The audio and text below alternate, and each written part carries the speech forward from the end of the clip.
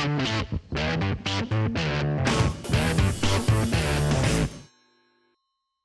guys, welcome back to Shelf Life Media. I changed the name of the channel. It's no longer my real name. I decided to change it to Shelf Life Media because I figured it revolves more around physical media, and it may be easier for newer viewers to find. I'm very happy with the change, so going forward, the channel will be called Shelf Life Media. But anyways, welcome back, and this is the Letterboxd Roundup video that I do every month. This time is for the month of July 2025. This is the video series where I take a look at my Letterboxd and review and talk about all the movies that I logged on there for a month. If you like this kind of stuff, please like, comment, and subscribe.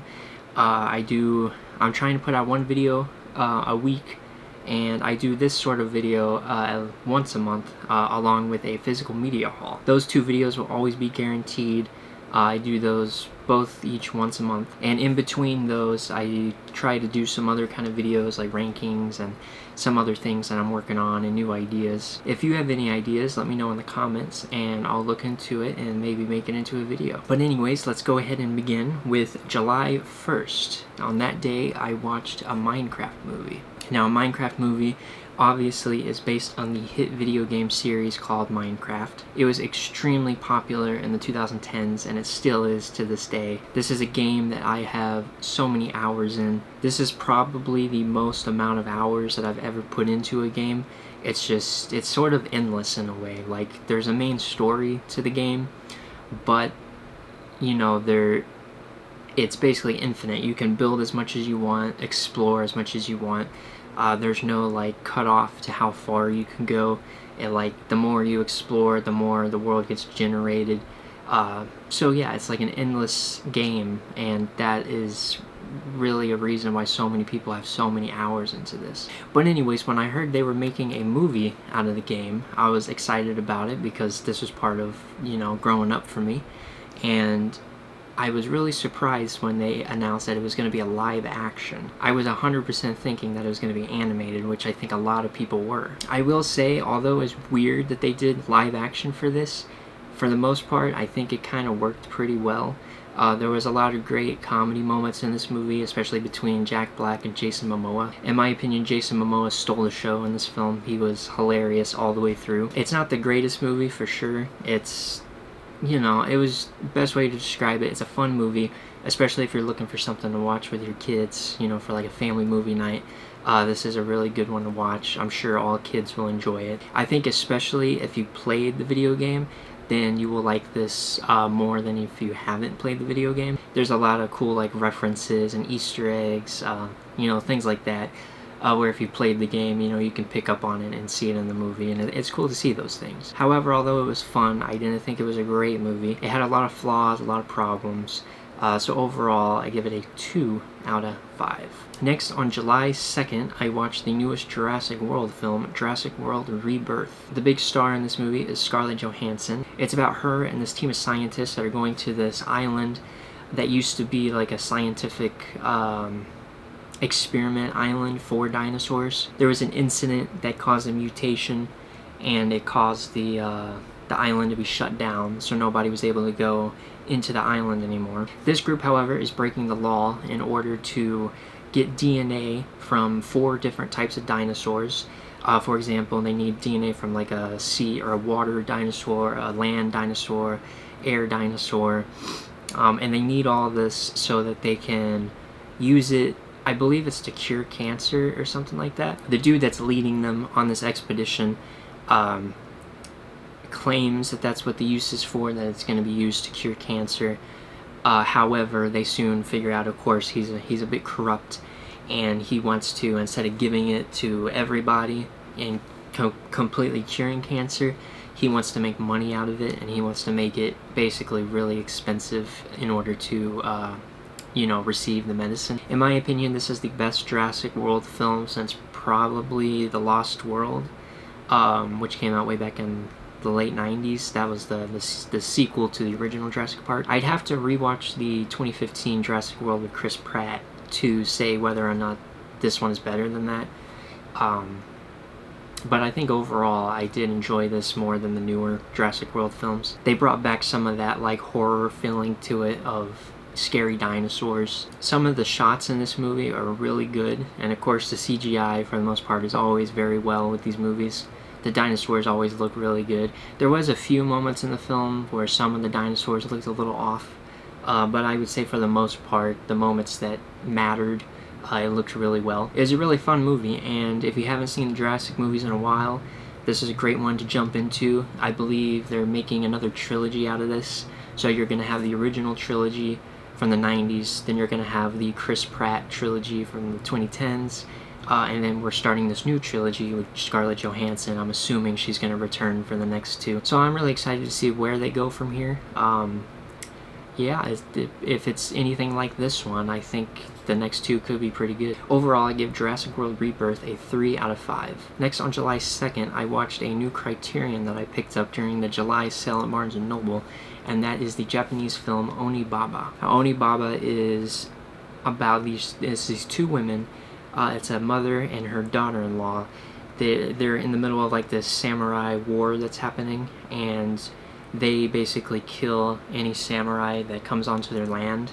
Fast forward a little bit, this guy comes back from the war, and he was best friends with the son of the mother, who is also married to the daughter-in-law.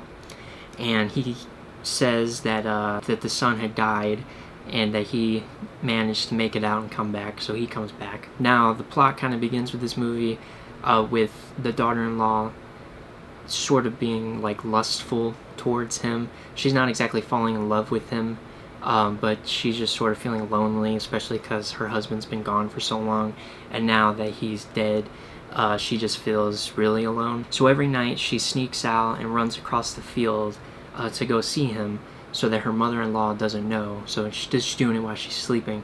However, the mother-in-law eventually picks up on it and realizes what she's doing. So eventually she kills this big samurai dude.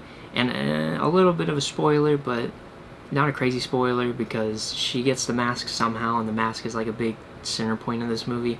But she kills this big samurai dude who has this really creepy mask, and she takes it and she uses it to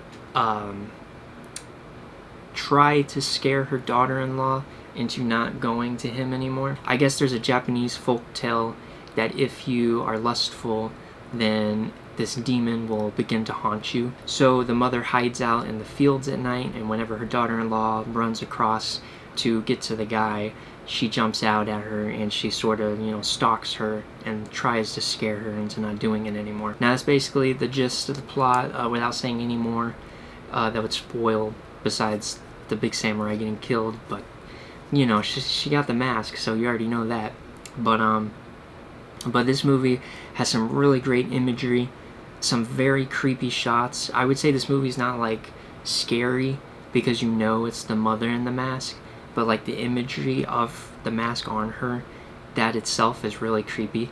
But yeah, some outstanding shots in this movie, crazy visuals with the mask. Yeah, I would highly recommend this Japanese film if you're looking to watch any foreign films or looking to get into some more Japanese films. This is a really good one in my opinion. Overall, I give Onibaba a 4 out of 5. Next, on July 5th, I watched Brian De Palma's Blowout. This is another Criterion that I picked up, I believe, earlier this year during a flash sale that Criterion had, in one of those 24-hour sales. And I purposely was saving this because I heard that it has to do with the 4th of July. So I waited, and of course I watched Jaws on the actual 4th of July. That's a tradition I do every year. I watch Jaws on the 4th. So on the next day, the 5th, I watched Blowout. Now I'll get to the reason that this is considered a movie to watch on the 4th of July. But the basic story of this film is John Travolta is a sound guy for movies. And one night he goes out to record some sound of atmosphere sound of the outside area. And while he's doing that, he captures a sound of a car blowing out and crashing into like a pond. After going back and listening to it, he starts to realize that it's possible that this wasn't just a car blowout, and that somebody may have caused the car to go off into the water. This is a really great suspenseful detective thriller, and you know, he's trying to figure out what's going on. Now, the reason this movie is considered something to watch on the 4th of July is because the big climax of the movie takes place on the 4th of July. So there's a lot of fantastic imagery at the end of this movie with fireworks and the American flag. Just some really incredible shots. One of my favorite endings of all time, probably. I really like the ending to this. If you haven't seen Blowout and you're looking for a good mystery thriller, this is a really good one to watch. So far, every Brian De Palma film I've seen has been incredible. I'm a big fan of him as of now. He's a great filmmaker. And so I give Blowout a 4.5 out of 5. Next, on July 6th, I watched another new Criterion that I picked up in the July sale of this year, and that is Punk Drunk Love. This movie is directed by Paul Thomas Anderson. He's a great filmmaker. I think I've only seen The Master that he's made. So yeah, I need to get caught up on some of his movies, but this is a big one that I wanted to see from him. This movie stars Adam Sandler in a dramatic role, which he doesn't do very often, but he was really good in this. I mean, this is like not something that you would usually expect from Adam Sandler. In this movie, he plays a very socially anxious guy, and it's basically a really great romantic story about this girl that's falling in love with him and he's falling in love with her. It's not something he was expecting to happen because he's so socially anxious. But meanwhile, there's a whole like side story going on which really increases the anxiety of this movie. He calls this hotline and ends up falling for a scam where he gives them his social security number and his bank credit card number and a bunch of personal information that he probably shouldn't have given them. But these scammers get a hold of his information and they begin to basically blackmail him into giving them money, you know, because they have all his information. So while he's trying to have this relationship with this woman, he's also dealing with the scammers on the side. This movie captures anxiety so well, especially social anxiety. It's something I deal with, so seeing it in a movie like this is really nice to see. I can relate a lot to the character in this movie and how he feels in certain scenarios. If you're looking for a great romantic movie that has a little bit of anxiety-inducing scenes, then I would highly recommend this. This is a really well-made movie. Adam Sandler is fantastic in this. Anyone that says Adam Sandler can't act, you're wrong. He has not just one, but 2 movies that are part of the Criterion Collection. He's got this one and he's got Uncut Gems. That's 2 more movies than a lot of other people. I give Punk Drunk Love a 4.5 out of 5. Next, on July 8th, I watched Novocaine. This is a new comedy thriller that came out earlier this year. I did not see this in the theater, but I knew I wanted to pick it up when it came out on disc. This movie's about a guy that cannot be hurt. He can be stabbed, he can be shot, he cannot feel any sort of pain. However, that doesn't mean he's invincible. He can still die if he's not careful, but he just does not feel any kind of pain. The story of this one is a bank that he works at with this girl he's seeing is robbed, and they take her as a hostage, and he basically runs after them to try to get her back. And that's pretty much what the rest of the movie is about, is he's just trying to get her back from them. This was a really fun movie. There was a lot of funny moments in it, so if you're looking for a great comedy, then I would recommend this one. There's also some great action sequences in it, so if you like action-based movies, then I would also recommend this. It's a fun time, and I give it a 3 out of 5. Next, on July 11th, I watched Mickey's 17. This is the newest film from Bong Joon-ho. I believe his most recent film was Parasite, and that movie was insane. The amount of awards it won, and it's considered one of, if not the best movie of the 21st century. Yeah, that movie did extremely well. And it is really good. That's a 5 out of 5. If you haven't seen Parasite, highly recommend it. This movie stars Robert Pattinson, who plays Mickey. This movie takes place in the future where people are able to leave Earth and inhabit other planets. Mickey has gotten himself into big trouble on Earth, so he decides to join this expedition that's being led by this failed politician. He's run for power multiple times but lost. So his next big thing is he's leading an expedition. He wants to be an important figure that is remembered in the history books, but he's just not a very good person. He's created this program called Expendables, where he has people volunteer to basically clone themselves or be cloned, so that they can test things, especially since they're going on into space and everything is pretty new.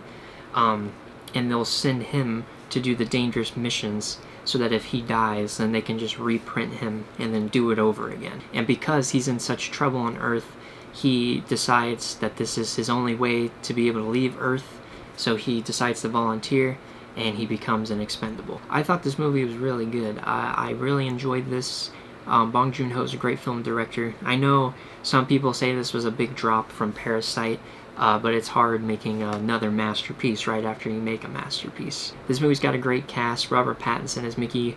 You got Mark Ruffalo as the politician that's leading the expedition. Mark Ruffalo does extremely well as being an annoying politician that thinks he knows everything. I won't give too much away about what the rest of this movie's about, but if you're looking for a great sci-fi movie, highly recommend this. This one is currently in my top 10 of the year, and I give it a 4 out of 5. Next, on July 12th, I watched Companion. Now, Jack Quaid's been on a bit of a roll this year. This is the second movie that he's been in. The other one was Novocaine, which I just talked about.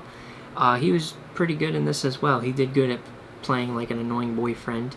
And Sophie Thatcher is in this as well, who was previously in Heretic. This was a very entertaining movie. I won't say a whole lot about this because I think it's best to go into this movie without knowing anything. So don't watch the trailer, don't read the plot, just go into it. There's moments, there's like twists that if you were to show someone that had no clue what the movie was about, they would be surprised. I'll just say if you're looking for a good like romantic comedy thriller, then I think you should check this out. It's a good one. I just can't say much because I just don't want to spoil it. I think it's best to go in knowing nothing. I give Companion a 3.5 out of 5. Next, on July 14th, I watched Death of a Unicorn. This is a new film from A24. It stars Paul Rudd, Jenna Ortega, Will Poulter, and Richard E. Grant. It's got a great cast. The story is about a father and daughter, Paul Rudd and Jenna Ortega, and they're going to like this business meeting for Paul Rudd. It's a big business opportunity for him to basically inherit his boss's company, and he's bringing his daughter along to sort of show that he has a good family relationship, even though really his relationship with his daughter isn't that great. On their way, they end up running into and hitting an animal on the road, and when they go out to look at what it was, it looks to be like it's a unicorn. They end up putting the unicorn in their car and taking it up to the house of the boss, just so that they can deal with it later, and just in case it's like an endangered species, they don't want to get in trouble for possibly killing the last one. The unicorn then breaks out of the car, and the family that they're going to meet discovers it, and they end up capturing it again, or it's taking its horn. The horn is what they want, because the horn has like these powers where it can like heal people. Jenna Ortega's character is against the idea. She does not think it's a good idea. She believes bad things will happen if they try to exploit the powers of the unicorn. And of course she's right, because eventually the parents of that unicorn come and they start to terrorize the family, trying to stop them from exploiting the powers of the unicorn. Now, this movie is very crazy, if you couldn't tell already by that description. This is just a really fun time. It's a really entertaining movie. It's not the greatest, but I enjoyed it. I know some people gave us a lot of low ratings, but in my opinion, I thought it was really entertaining. Will Poulter was great in this movie. He was, in my opinion, the standout. He was so funny, played his role perfect as the obnoxious rich kid, you know.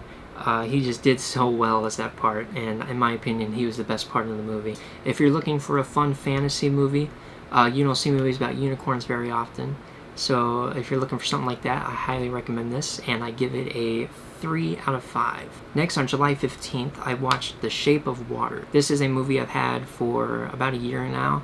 I bought it when it was released last year on 4K. I just never got around to watching it. This movie won Best Picture, and it's a very well made movie. It's made by Guillermo del Toro, and it's about this lady she's mute, she can't speak, and she falls in love with this creature. Now she works as like this cleaning lady, janitor for like these scientist people that are trying to experiment on it. But when she discovers that the main dude that's experimenting on it is planning to kill it, she decides to step in and try to save him. Now, believe it or not, this is actually a very good romance movie. It's an odd one for sure. Imagine Creature the Black Lagoon, but instead of the creature being a bad guy, a monster, it actually falls in love with the main girl in the movie. It sounds odd, but you gotta give it a chance. This was actually pretty good. Michael Shannon plays the evil guy in this movie that's trying to harm the creature. He abuses it and treats it really bad. He does his part so well in this movie. He really makes you dislike him. I really like the last sentence of the back of this case. It says, "A monster movie made with a human heart." Doug Jones is great as the creature in this movie. He's so good at playing these like creature things where he has to wear like a full suit of makeup. I actually met him last year, and he's one of the nicest people that I've ever met. Overall, I give The Shape of Water a 4.5 out of 5. Next, on July 16th, I watched what is probably was my most anticipated movie of 2025, and that was Superman. Ever since James Gunn announced that he was taking over DC and restarting everything, starting from the beginning, I was so excited, especially because we have not gotten a good Superman in a very long time. I'm not sure who used to run DC. I believe the main problem was Warner Brothers was in control of DC or something like that, and it's harder to do that when you don't have like a specific branch. I mean, I don't know the exact terms and reasonings, but like Disney and Marvel, for example, Marvel does so well because Marvel is run by Kevin Feige, and Disney allows him to take control and do what he wants with the Marvel Universe. And that's why the Marvel Cinematic Universe is so popular and so much more steps ahead of what DC was doing, is because Marvel had that Kevin Feige person running the studio, and he's a very passionate person about comic books. He actually knows comics and, you know, all the characters and the stories and things like that. So he has a deep connection with that, and that's why so many of the Marvel movies do so well. Meanwhile, DC just had so many problems. I mean, Zack Snyder was in charge at one point with his Justice League and his version of Superman, and then it got dropped, and it was just a big complicated mess. Now, James Gunn is the perfect choice to rival Kevin Feige for this new DC universe. James Gunn is incredibly passionate about comic books. He knows characters that most comic book fans, you know, may not even know themselves. For example, he used to work for Marvel. He was the one that created the Guardians of the Galaxy films. Now, the Guardians of the Galaxy are characters that weren't known until James Gunn brought them to film. And now they're some of the best movies in the entire Marvel universe. So when he announced that he was taking over as the person making these DC films going forward, that was huge news. I'm very excited to see what James Gunn does next. I know it's a bright future for DC. They've been trying and trying for years to rival Marvel and make one big universe where all the movies connect, and they just haven't been able to do it. But I think James Gunn has finally done it, and I can't wait to see what comes next. Now, to actually get into the movie, I thought this movie was really good. In my opinion, it's my favorite Superman movie that I've seen. I've seen Man of Steel, Batman vs. Superman, the Justice League movies, and then I've seen the original Christopher Reeve Superman. In my opinion, this one is better than all of them. This movie just feels like a comic book. They handle all the characters so well, from Superman to Lois Lane to Lex Luthor, you know, to the Green Lantern. They do it all so well. David Cornsweet was a great Superman. He did really well. I can't wait to see him as Superman more in the future. Everybody in this movie was really good as their part. The actress for Lois Lane did very well, and Nicholas Hoult as Lex Luthor was really good. In my opinion, that's the best Lex Luthor that we've ever gotten in any of the Superman films. He did so good at playing this rich billionaire that just hates Superman just because he wants to hate him. Another thing I really liked about this movie is the way that it jumped you into the universe. It made you... Someone pointed out that it kind of felt like you jumped into season 3 of this Superman show, meaning that the show's been going already and you're being thrown in and all the characters are already established. Their reasonings for doing things are already established. So you're thrown into this movie, I believe, 4 years after Superman makes himself known to Metropolis. So Superman and Lex Luthor have been battling each other already for 4 years, and the movie instantly opens up with Superman battling Lex Luthor. And I just really like that because we already know Superman's story. We already know he's from Krypton. We know his parents died. They sent him to Earth. We know that Lex Luthor and him hate each other. We know all that.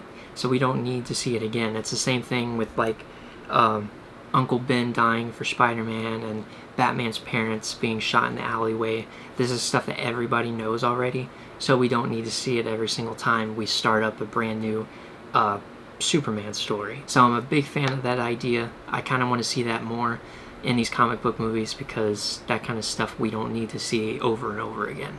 I was a big fan of this movie. I cannot wait to rewatch it again when it comes out on physical media. So excited to rewatch it. Highly recommend watching this new Superman. It's a very good movie, a very great comic book movie. If you're a fan of Superman, or even if you're not a fan of Superman, I would recommend this because I think people get the wrong image of Superman because for the past 10 years he's been more of a darker character, but that's not who he's supposed to be. I've been reading Superman comics now for 3 years, I believe, maybe 3.5, so I have a little bit of knowledge of Superman at this point, and this movie is really good at capturing what it's like reading an actual Superman comic. Overall, I give Superman a 4 out of 5, and I am so excited to see what comes next. The next movie I watched was on July 18th, and that is The Sound of Metal. This is an Amazon original film that came out in 2019. It's about this drummer for a heavy metal band who begins to go deaf. The rest of the movie is him sort of trying to come to terms with that and live with it. Riz Ahmed is so good in this movie. He's fantastic in this role. He really killed it in his performance with this. The sound design in this movie is also extremely good. One of the best sound designs I think I've ever seen in a movie. There's moments when you go to his perspective and you hear the scenes that he's in when it's his perspective from his hearing. So all you hear is vibrations because that's what he would be hearing. So while the vibrations are happening, you have subtitles on the bottom, which they play those subtitles throughout the whole film, which I think is really unique. So even when you're not in his perspective, there's still subtitles. And I think that's a really cool idea, especially for deaf people that go and see this movie. This was a really great drama, and I highly recommend it. I give Sound of Metal a 4 out of 5. Next, on July 19th, I watched Funny Games. Funny Games is a German horror film from 1997, and it's about these two guys that basically they break into, or they sort of insert their way into the home of this family by being misleading and manipulative, and eventually gets to the point where they tie the family up and they make them play these games to determine whether or not they live or die. Now, this movie is a commentary on violence in films and how sometimes movies can go a little too far and sometimes audiences may find a little too much enjoyment in watching it. I think this movie captures its message very well. It's a very disturbing movie. It's definitely not one I would probably ever watch again. This movie is directed by Michael Haneke, and one of my favorite things from this movie is how he lingers on shots for so long. Another unique thing about this, and what makes this movie stand out so much, is this movie, the characters, the kidnappers, or the people holding them hostage, whatever you want to call them, they break the fourth wall and they'll look into the camera and speak directly to the audience. This isn't a movie I would probably ever rewatch again. Maybe if I was showing someone that hasn't seen it before. But on my own, probably not. So overall, it was a good movie though. I give it a 3.5 out of 5. On July 27th, I watched Happy Gilmore 2. Now, Happy Gilmore 1 I have seen so many times. That movie is one of my favorite comedies of all time. Pretty much the whole original cast from the first one comes back for this, along with a bunch of new ones. Now, this movie is about what you can expect from a modern Adam Sandler comedy. You know, it's just a fun comedy with all his friends, you know, just having a good time together. I did enjoy this. I had a good time with it.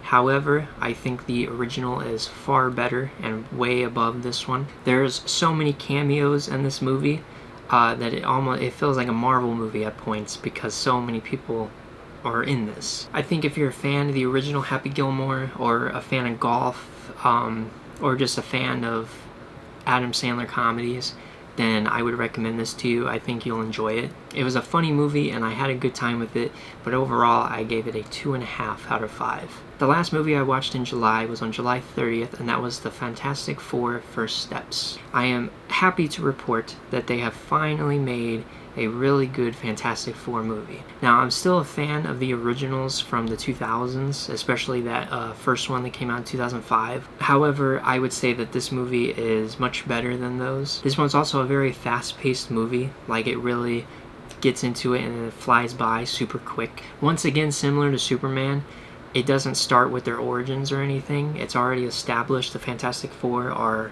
a thing and people know about it, and they've already saved the world multiple times. Now, this one takes place in a different universe than the main Marvel universe. So it's on Earth that's in the 60s, but it's like a futuristic 60s world. So the visuals with that is really cool, and it fits the tone perfectly. The plot of this movie is Galactus, who is this giant celestial being that's huge. He's massive. He basically eats planets. That's how he feeds. He feeds on planets, and the next planet that's targeted to be eaten by him is Earth. The people of Earth are warned by the Silver Surfer, and the Fantastic Four journey off into space to find Galactus so that they can negotiate with him and try to find a way where they can get him to not eat Earth. Now, while trying to negotiate with Galactus, Galactus discovers that Sue Storm is pregnant, and her baby is supposed to be like this super powerful being, what is supposed to eventually be one of the most powerful beings in the entire universe. So Galactus's offer to them is to trade the baby for their planet. So if they give him their baby, then he will not touch their planet and he'll move on to the next one. Of course, the Fantastic Four refuse the offer.